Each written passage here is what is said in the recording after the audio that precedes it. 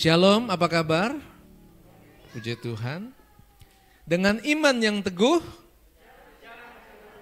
berjalan bersama Tuhan. Haleluya. Bapak Ibu Saudara, kalau kita di dunia ini hanya sendiri rasanya sepi. Tapi kalau kita punya teman, apalagi kalau teman hidup, penolong yang baik dalam kehidupan kita, hidup itu semakin lebih indah. Ada amin? Tapi manusia punya keterbatasan. Tuhan tidak terbatas. Dan Tuhan mau berjalan bersama dengan kita. Ada amin? Puji Tuhan. Mari kita melihat pada firman Tuhan Bapak Ibu Saudara yang siap untuk menyambut firman Tuhan. Saya berkata, saya mengajak, siapkan hati kita dengan sungguh-sungguh berkat Tuhan akan dinyatakan bagi kita. Amsal 17 ayat yang ke-22. Bolehkah saya ajak Bapak Ibu boleh bangkit berdiri? Ada satu ayat yang mungkin kita akan bacakan dengan sungguh-sungguh. Ayat ini akan memberikan kekuatan bagi kita. Karena ini adalah firman Tuhan yang dijanjikan bagi kita. Kalau kita percaya, kita akan menerimanya daripada Tuhan. Bapak Ibu yang belum menemukan bisa lihat kepada layar. Di dalam Amsal yang 17 ayat 22, mari kita baca bersama-sama. 2, 1. Hati yang gembira adalah obat yang manjur. Tetapi semangat yang patah mengeringkan tulang. Puji Tuhan. Silakan Bapak Ibu untuk kembali duduk di tempat masing-masing. Baik yang di gereja ataupun yang mengikuti secara online. Bapak Ibu Saudara, ayat ini seringkali digunakan untuk iman bagi orang yang sakit, Bapak Ibu Saudara. Memang seringkali orang yang sakit ketika percaya kepada Tuhan dan berharap kepada Tuhan dengan sungguh-sungguh memegang firman Tuhan, maka kuasa Tuhan bekerja dengan luar biasa. Tetapi saya mau katakan sebenarnya kita jangan membatasi pekerjaan Tuhan Bapak Ibu Saudara. Karena apa yang Tuhan bisa lakukan melebihi daripada apa yang bisa kita pikirkan. Yang setuju boleh katakan amin. Yang Tuhan bisa lakukan melebihi daripada apa yang bisa kita pikirkan. Hari ini kita melihat Bapak Ibu Saudara, hati yang gembira adalah obat yang manjur. Kenapa kita hanya menggunakan ayat ini hanya untuk penyakit Bapak Ibu Saudara? Karena firman Tuhan ini ternyata bukan hanya berbicara tentang orang sakit disembuhkan karena hati yang gembira. Karena obat yang manjur ini bukanlah obat penyakit Bapak Ibu Saudara.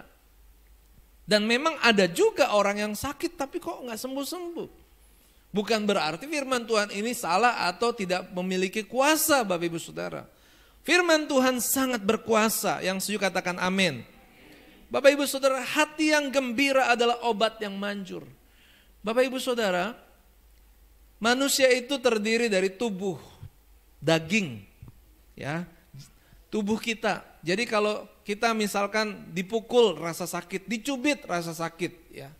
Ada jiwa, jiwa itu rasa Bapak Ibu Saudara. Ketika gembira maka kita tertawa Bapak Ibu Saudara.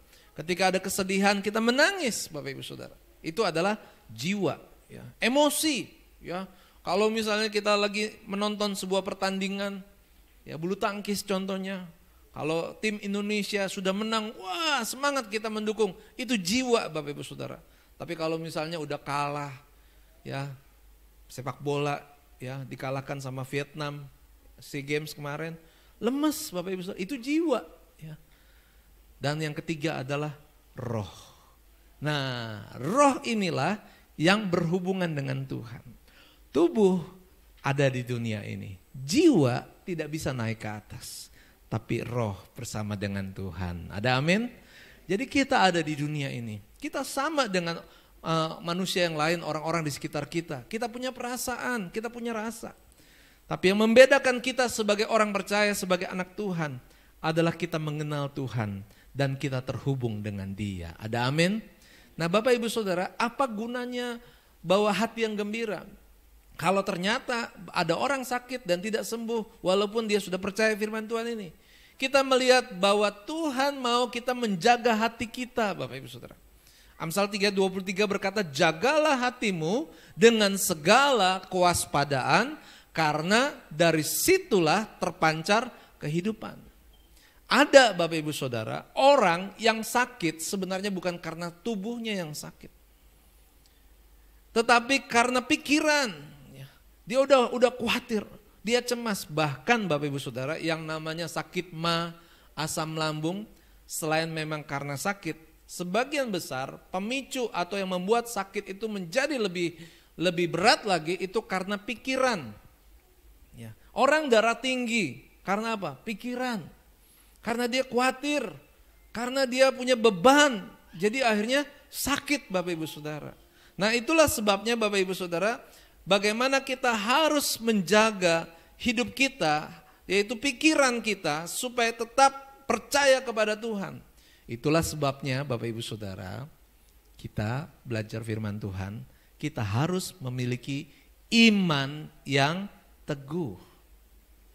Kenapa kita punya iman yang teguh? Karena walaupun sehat, kalau tidak punya iman yang teguh, bisa sakit Bapak Ibu Saudara.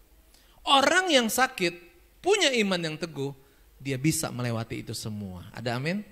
Walaupun mungkin dia mengalami sakit 1 hari, 1 minggu, 1 tahun, mungkin sudah cukup lama. Bapak Ibu Saudara masih bisa mengucap syukur kepada Tuhan. Itu adalah obat yang manjur. Artinya apa? Walaupun sakit tapi bisa mengucap syukur. Karena bisa mengucap syukur, semua bisa dijalankan, semua bisa dilakukan. Ingat, kita hidup bukan tujuannya untuk ada di dunia ini. Hidup kita arahkan untuk kembali kepada Tuhan, yaitu surga yang Tuhan janjikan bagi kita. Ada amin? Jadi kita selama ini Bapak Ibu Saudara, saya pernah melihat seringkali orang hanya memikirkan yang terbatas. Memikirkan yang di dunia. Bagaimana hidupnya mungkin tidak sama seperti orang yang ada di kiri kanannya. Bagaimana mungkin apa yang diinginkan untuk dia miliki ternyata tidak tercapai. Akhirnya pikirannya hanya mikir ke situ Bapak Ibu. Tetapi sesungguhnya Tuhan mau kita mengarahkan hati kita untuk percaya kepada Tuhan. Saat ini Bapak Ibu Saudara, mungkin kita ada yang merasa tidak kuat untuk menghadapi keadaan ini. Contohnya Bapak Ibu Saudara, saya mau cerita, tolong perhatikan. 2 tahun kita menghadapi pandemi akibat virus COVID-19. Puji Tuhan, sekarang sudah semakin baik, sudah ada vaksin, ya, dan kita melihat penularannya sudah semakin rendah Bapak Ibu Saudara. Tiba-tiba muncul lagi penyakit yang baru, hepatitis, penyakit hati, dan sekarang menyerang untuk anak-anak kecil. Belum lagi Bapak Ibu Saudara, kita tahu dalam kalender yang kita miliki bersama-sama setelah Hari Raya Idul Fitri, sebentar lagi ada Idul Adha. Saudara-saudara kita yang Muslim yang merayakan Idul Adha, mereka punya kebiasaan adalah memotong berkorban Bapak Ibu Saudara. Sekarang muncul apa? Di televisi berita sangat jelas menceritakan bagaimana ada penyakit mulut dan kuku yang menyerang binatang-binatang seperti itu. Ini menimbulkan kesusahan Bapak Ibu Saudara. Bapak Ibu mungkin yang ibu-ibu khususnya. Kalau bapak-bapak cuma mungkin tiba-tiba mungkin istrinya minta tambahan uang belanja lagi, ya. Karena apa? Karena minyak goreng mahal. Karena katanya tempe sama tahu juga sekarang mahal. Semuanya jadi mahal. Bapak Ibu Saudara, kalau kita pikirin itu gak ada habisnya. Tetapi marilah kita mengucap syukur apapun yang terjadi dalam hidup kita. Karena pengharapan kita percaya Tuhan pelihara. Kita harus yakin walaupun kita kurang, Tuhan gak akan membiarkan kita. Yang percaya boleh katakan amin. Walaupun kita sakit, Tuhan pasti jamah dan sembuhkan kita. Ada amin? Sekalipun gak sembuh, Tuhan kasih kita kekuatan, kita percaya itu. Ada amin? Artinya apa Bapak Ibu Saudara? Tuhan ada bersama dengan kita. Saudara yang dikasih Tuhan, kita harus melihat bahwa Tuhan menciptakan kita itu spesial. Amin? Ya. Sekarang saya mau tanya sama Bapak Ibu Saudara. Semua pernah beli sepatu, betul? Kalau beli sepatu, apa yang menjadi kriteria utama seseorang untuk membeli sepatu? Apakah mereknya? Apakah harganya? Apakah kualitas kekuatannya? Mau beli sepatu yang mahal? Mau beli sepatu dengan merek terkenal? Apa beli sepatu yang kuat? Yang kuat. Orang Di Indonesia naik motor, wah ribuan Bapak Ibu Saudara. Saya nggak sebut namanya, tapi ada satu merek ya yang terkenal sekali Bapak Ibu Saudara. Nanti lihat aja di depan, mereknya banyak tuh ya di parkiran. Kenapa motor itu laku? Apakah karena mereknya? Apakah karena harganya? Harganya naik terus Bapak Ibu. Apakah karena apa? Karena kekuatan mesinnya. Mungkin ya kegunaannya. Ada beberapa merek sekarang sudah berimbang. Jadi Bapak Ibu jangan fokus ke satu merek ya. Orang beli motor yang dicari apa? Kekuatannya Bapak Ibu Saudara.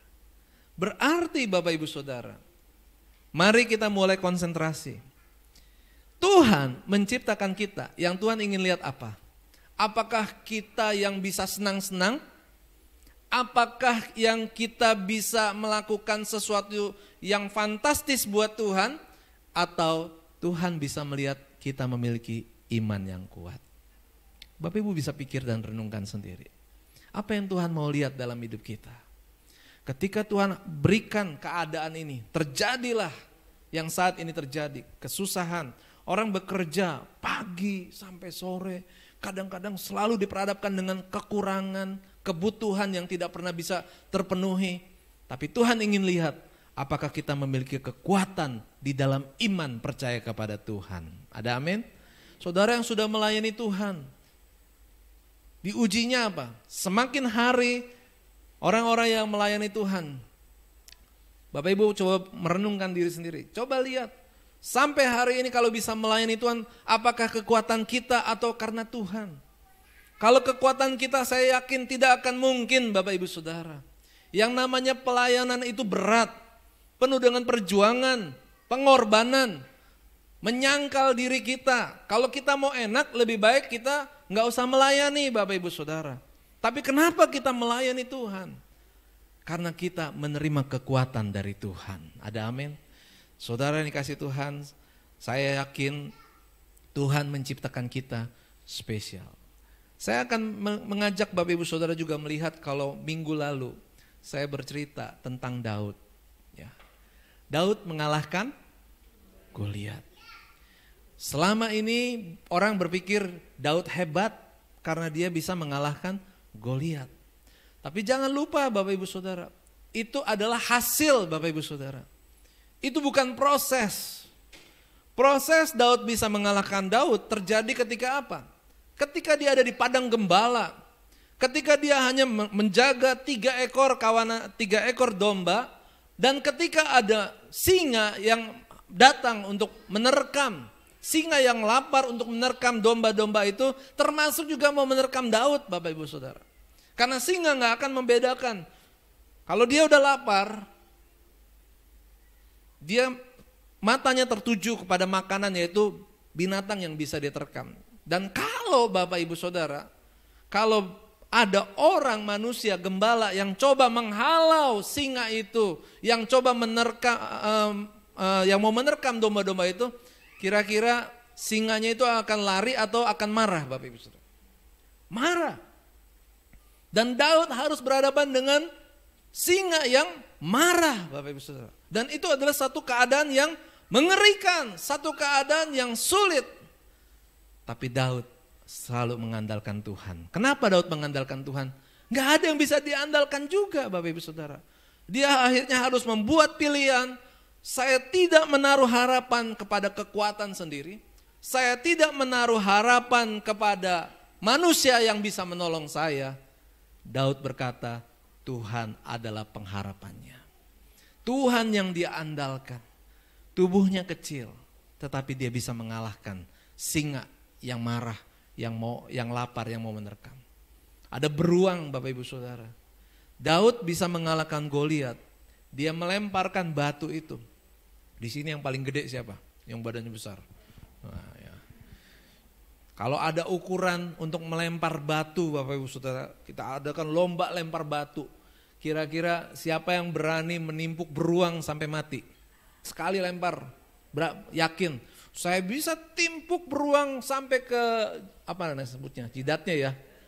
Ya, ayo kita lomba, ya kita bikin perlombaan. Lomba melempar batu, kita hadapkan sebuah beruang yang ganas, yang liar. Lalu orang ini berhadapan dan silakan ambil batu yang licin dan lempar Bapak Ibu Saudara. Belum tentu semuanya berani Bapak Ibu. Kenapa? Karena resikonya apakah bisa beruang itu langsung mati. Kalau mati memang enak dapat hadiah 1 miliar. Tapi kalau nggak mati, orang itu yang mati.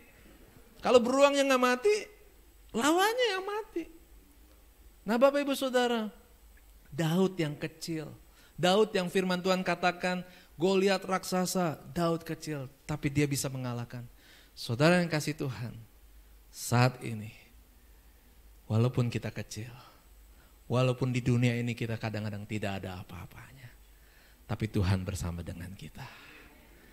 Ketika kita mengandalkan Tuhan, beruang itu menggambarkan musuh, dunia, kesusahan, kekurangan, bencana yang terjadi dalam hidup kita. Kalau kita mengandalkan Tuhan, maka kita akan menang bersama dengan Tuhan. Ada amin? Saudara yang kasih Tuhan, sekarang saya mau kasih lihat ada satu orang yang sebenarnya kuat. Ya, sebenarnya kuat Bapak Ibu Saudara. Dia memiliki kekuatan yang sangat besar. Tetapi sayang sekali. Mari kita lihat dalam Hakim-Hakim pasal yang 13. Ya, ini benar-benar kualitas anak sekolah minggu. Tepuk tangan buat anak sekolah minggu yang menjawab dengan benar. Seorang laki-laki yang gagah perkasa, yang kuat sekali. Namanya siapa? Simson. Nah, ya. Hakim-Hakim 13 ayat 24. Hakim 13 ayat 24. Firman Tuhan berkata, lalu perempuan itu melahirkan seorang anak laki-laki dan memberi nama Simson kepadanya. Anak itu menjadi besar dan Tuhan memberkati dia.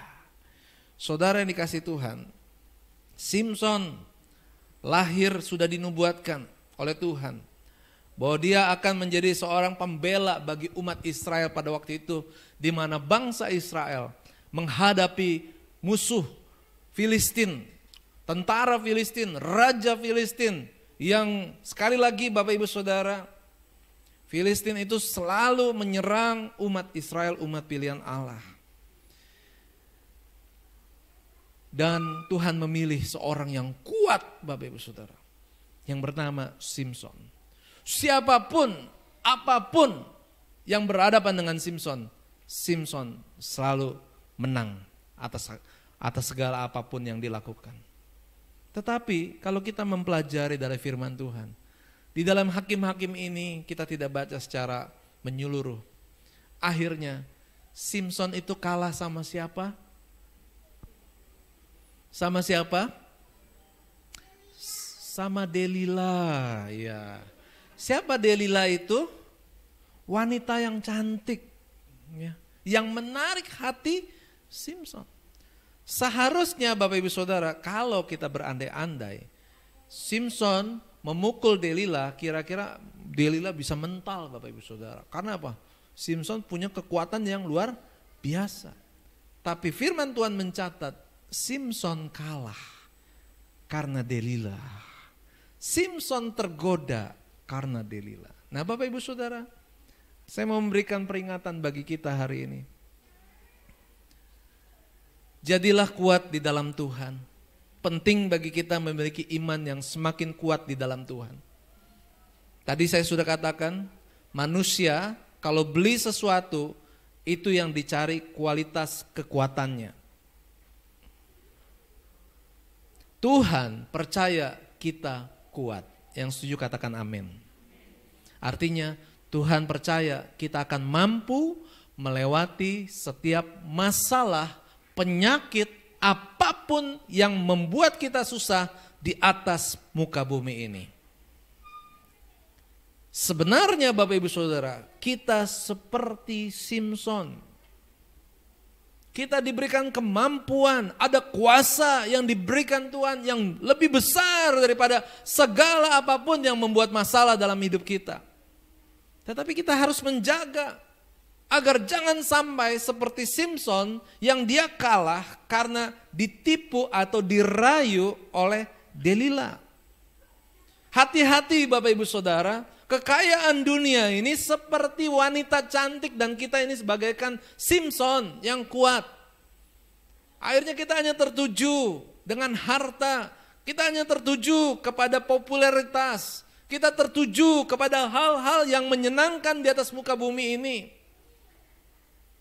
Dan kita akhirnya menceritakan kekurangan atau hal-hal yang tidak boleh diberitahukan kepada dunia ini.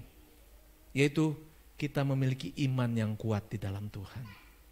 Hati-hati. Iblis terus bekerja sampai hari ini. Kita memiliki pengharapan untuk menerima keselamatan. Yang percaya diselamatkan katakan amin. Iblis tidak punya pengharapan. Dan iblis berusaha supaya orang yang punya pengharapan binasa. Itulah sebabnya Bapak Ibu Saudara, hari ini kita harus belajar berhati-hati. Saya perumpamakan begini Bapak Ibu Saudara. Kalau membayangkan Simson, anggap aja sekarang kita melihat seorang atlet angkat besi Bapak Ibu Saudara. Manusia mengangkat sesuatu kadang-kadang perlu dilihat dari tubuhnya juga. Kalau badannya besar biasanya dia kuat untuk mengangkat yang berat. Makanya ada lomba angkat besi. Orang bisa angkat 200 kilo barbel. Wah, luar biasa Bapak Ibu Saudara. Itu karena dia melatih. Tetapi sebelum dia bisa menjadi juara, dia harus berlatih Bapak Ibu Saudara. Latihannya ringan atau keras atau berat. Kalau dia mau juara, dia harus berlatih dengan sungguh-sungguh, dia harus berlatih dengan keras.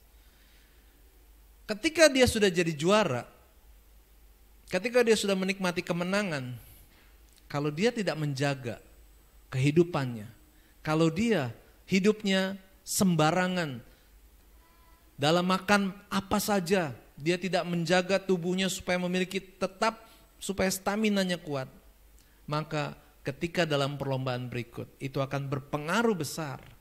Sehingga akhirnya apa? Ketika dia bertanding, dia bisa kalah dan tidak pernah juara lagi. Tetapi seorang atlet ketika dia menjaga hidupnya, dia menjaga makanannya, dia menjaga kesehatannya, dia menjaga seluruhnya. Maka ketika dalam pertandingan berikut, ketika dia melihat ternyata ada lawan yang hebat, ada saingan yang berat, dia berlatih lebih keras lagi. Dan dia berhasil untuk bertahan menjadi juara kembali Bapak Ibu Saudara. Kuncinya adalah keputusan di dalam diri pribadinya. Apakah mau menjaga kualitas kehidupan yang dibutuhkan. Seorang atlet dia menjaga kualitas supaya staminanya kuat.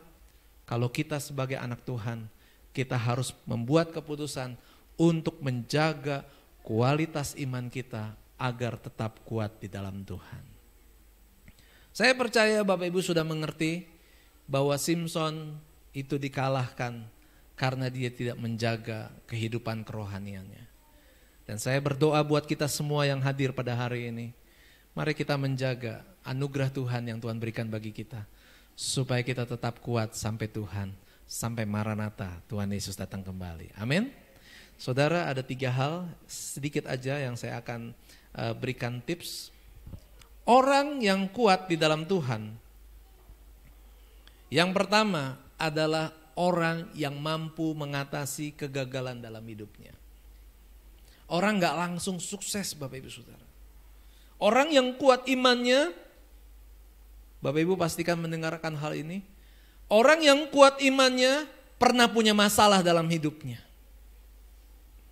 Tetapi dia tidak tinggal diam dalam masalah itu. Dia tetap bergantung dan berharap kepada Tuhan. Yang kedua, Bapak Ibu Saudara, orang yang kuat imannya adalah yang bisa menjaga kekuatannya. Ketika dia berhasil, ketika dia kuat, dia tetap bergantung kepada Tuhan. Dia tidak membuat celah menjadi bangga atau menjadi sombong dengan apa yang bisa dia miliki. Dan yang ketiga, Bapak Ibu Saudara, orang yang kuat di dalam imannya adalah bisa menerima kekurangan orang lain.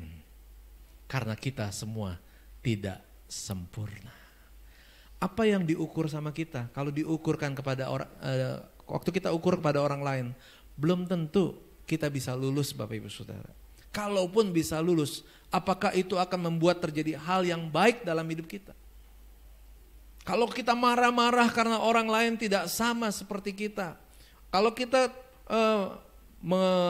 berkata dengan keras karena orang lain tidak semampu apa yang kita lakukan, apakah itu akan membuat keadaannya jauh lebih baik? Bapak Ibu Saudara, membuat standar yang bagus dalam hidup itu baik. Tetapi kalau kita lihat ada orang yang belum mampu seperti itu, bukan tempat bagi kita untuk memaksa orang lain harus mampu seperti kita. Artinya apa? Punya belas kasihan. Allah sangat mengasihi kita. Kalau kita diukur dengan Tuhan, kita jauh. Tapi Tuhan mau menerima kita. Kita pun harus menerima kekurangan orang lain. Itulah sebabnya doa Bapa kami yang Yesus ajarkan kepada murid-muridnya berkata, dan ampunilah kesalahan kami, seperti kami pun mengampuni orang yang bersalah kepada kami. Jadi Bapak Ibu Saudara, orang yang kuat di dalam Tuhan, yang pertama, dia bisa mengatasi kegagalannya. Yang kedua, dia mengatasi hidupnya, tetap percaya kepada Tuhan ketika dia sukses. Yang ketiga, dia bisa mengampuni orang yang bersalah kepadanya. Orang yang bisa menerima kekurangan orang lain. Karena sadar kita juga tidak sempurna. Tuhan memberkati kita.